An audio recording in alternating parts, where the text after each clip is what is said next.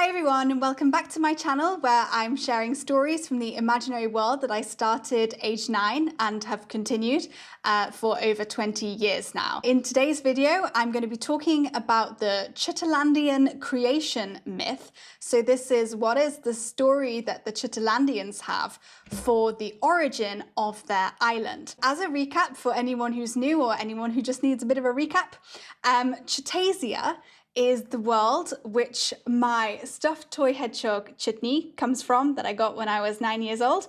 And Chutasia is filled with Chutasian hedgehogs. Chutasia consists of 11 islands, and the largest island in the center is called Chutaland, and it's where the Chutasian royal family originate from. And Chutney is a princess of Chutasia, so it's where Chutney's family originates from. In the past couple of videos, I've been talking about the Chutasian calendar, so the days of the week and the months of the year, and how the Chutalandians were helped to create their calendar by some teachers and wise men who came from a neighboring island called Erizyco. And we call those teachers and craftsmen the Erizyco Mystomen. As you know, as you may know, there is a very popular deity in Chutaland which is called Hod. And most Chutalandians believe in Hod, though there are definitely distinct groups as to who they kind of think Hod is and what do they think is a good life. If you have watched my previous video talking about the overview of Chutney's life, you will have heard a bit about Farmer Jean Poppy. And Farmer Jean Poppy is the leader of a rebel group, an anti-monarchist rebel group, and part of this rebel group are some religious beliefs that relate to their understanding of Hod. We'll leave that video linked if you want to go find out this unusual ideas that Farmer Jean Poppy has about the god called Hod. So this story does talk about Hod. So I'm going to start telling a version of the Chutalandian creation myth. Of course, there is variation amongst the different regions. In the inordinate times, an era before the arrival of the Erizyco Mystomen on Chutalandian shores, the realm of Chutasia was a large singular island known as Chutasia Totem. Chutasia Totem was home to 10 tribes, each with a distinct identity and each led by a bold, strong-willed ruler. Hod, a mighty spiritual leader, or even a wizard, was living in the land now known as Erizico. The Chutasian tribes were clashing at a rate never seen before, and all reconciliation attempts were only in vain. As a last resort, to save the ordinary hedgehogs from being pawns in their rulers' games, Hod called the 10 legendary rulers to a meeting at the place that is now known as Crowning Point in Chutaland. So this is a particular part of what is now Chutaland. Hod calls all of the rulers of the tribes to a meeting at what is now Crowning Point. At this meeting, Hod presented them with a magical dagger.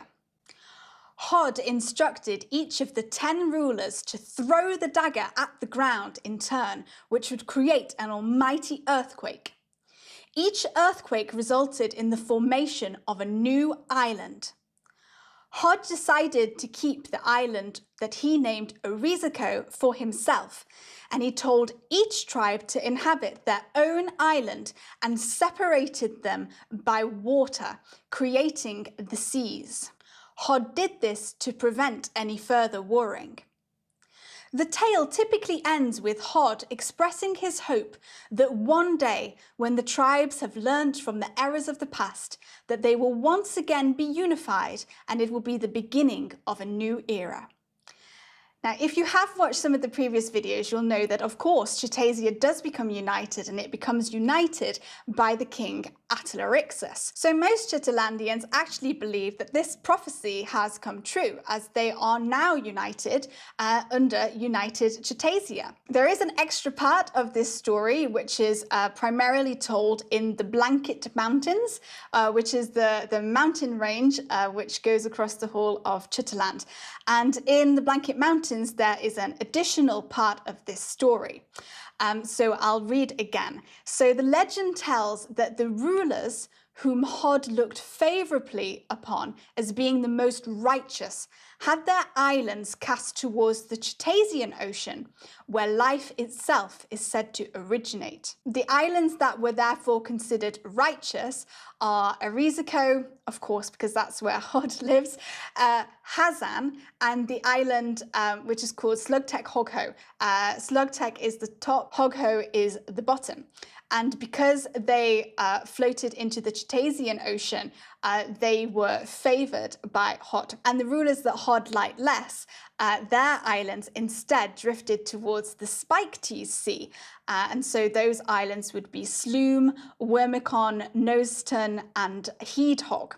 Now, the islands at the top, Spiketech and Spicus, there's quite a lot of debate over did they get to the top by going around the kind of righteous route, or did they get it by going around the other way? And of course, people are very passionate, hedgehog people are very passionate about their belief as to which islands were favoured or not by Hod. And so this became pretty relevant actually during the time when King Atalarixus was uniting Chutasia, because a lot of the Chutalandians, especially those in the Blanket Mountains, believed that particular islands were not favoured by Hod and they were unlucky, these islands. So they didn't really want to unite with them or to start trading with them more, having closer relations, because they saw those islands as kind of like damned. And they thought that if they interacted with the inhabitants of those islands, that bad luck could be brought upon them. It's quite superstitious.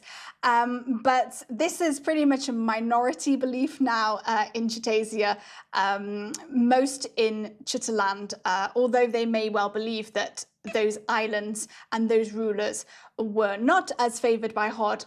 They don't think that kind of like associating with those islands would bring them bad luck. So let's talk a little bit about the kind of implications of this myth then. So the Chutalandians believe that Hod chose the island of Erizico for himself and that he continued to live there.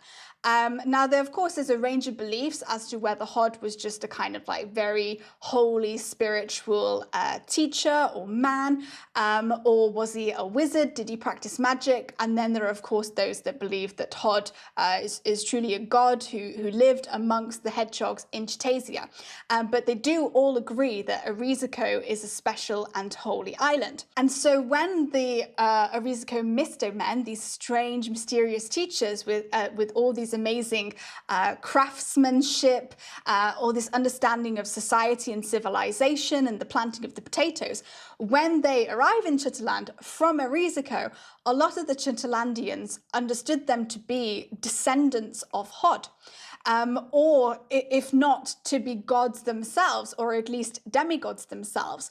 And this added a lot, I suppose, as to why they took them so seriously and why they listened to them as teachers, because a lot of the Chutalandians believed they were messengers of Hod, relatives of Hod, or as a minimum, they'd been living on this very holy island. And the Chutalandians do have a tradition of taking a pilgrimage on the island of Erizico because it is holy to them. Another aspect of how the Chutalandians understood these great teachers who arrived on their island can be understood by revisiting a question that I raised during one of my previous videos, which is, so Chutney is a native of Chutaland. Of course, she is descendant from all the five known Chutasian, Erizyco Mystomen. Chutney is a relative. But also, if I just grab Alfredo, so if you're not caught up, you might be a bit confused. I'll just do a small recap. So this is Alfredo, or Alfred, but we'll call him Alfredo. It's just what I'm used to. So Alfredo is Chutney's dad. But as you can see, so their toy bodies are not identical. Why don't you guys look in the camera? There we go. There we go. That's a bit nicer, isn't it? Maybe one on either side. Okay. So what we see here is the toy bodies of Alfredo and Chutney. And they do reflect what Chutney and Alfredo look like in Chutasia, but they're not identical copies. They kind of allow the personalities of Alfredo and Chutney to come through, but this is not exactly what... Where are you going? This is not exactly what Chutney looks like in Chutasia. But what we can see through their toy representations is that they look quite different. Alfredo is not from the upper classes in Chutaland. He's from a kind of sort of rural villages, and so he doesn't have any. You're not descendant. No, he's not descendant from any of the Erizyco Mystomen, whereas Chutney is. Chutney is descendant from 5 of them. She's so cute. And she's cute to me. I don't know if she's cute to other people, but she's cute to me. So they look quite different. And as you can see, Chutney's got quite short limbs, whereas Alfredo's limbs are quite long. And of course, if you're a royal and you're not working in the fields, you're not working to plant and harvest potatoes, then having these very short limbs is not necessarily such a problem. But I mean, she can barely grab things. I don't know if that's actually what she's like in Chutasia. But yeah, we can see the differences, and we can also see that Chutney is very big in comparison to Alfredo. Again, I'm not sure if that's totally to scale, but we can understand some information from this. So where am I going with all of this? Chutney has a higher percentage. Well, Alfredo has no percent of Erizicoan DNA. I think you have DNA in Chutasia. He doesn't have any blood from Erizico. He's not descendant from the hedgehogs from the tribe that lived in Erizico. Whereas Chutney is descendant, quite a lot actually, of her blood comes from Erizico. So since the Chutalandians believed that these Erizyco Mystomen were descendants of gods or from a holy island, this explains even further why they so badly wanted to be related to them or have their children have their blood, because they thought then they would have some kind of super, I was going to say superhuman, but it's not superhuman, it's super hedgehog skills or some kind of special abilities because they are descendant of the gods. And so this added to why the Chutalandians, they chose their marriages, they chose who to have their children with based on whether they were descendant from Erizyco Mystomen. And of course, there was this popular idea of trying to sort of collect them. So Chutney is descendant from all 5 of the Mystomen. And it is wondered whether the kind of short limbs and being giant, it may be partly through inbreeding, but it might also be partly the genetics of the Erizyco Mystomen. So could it be, so of course Chutney is only partly Erizicoan, could it be that the Erizyco Mystomen were massive? And so you could imagine, if you think that they're gods and they're from the Holy Island, and then they're giant, and they look pretty funky. I don't know if they had short arms, but imagine if they're really tall. That could add to you believing whoa, who are these guys? And then they're kind of telling me that I should make a calendar so I know when to plant my potatoes. I guess I should listen to them. So it's partly my theory, but I've shared it with Chutney, and Chutney thinks it has some plausibility that maybe you're not just super inbred. Maybe these are the genes of your ancestors from Erizico. Oh, she's so cute. Oh, Chutney. I think she seems a bit sad. Are you a bit sad? I brushed her hair. It looks so cute.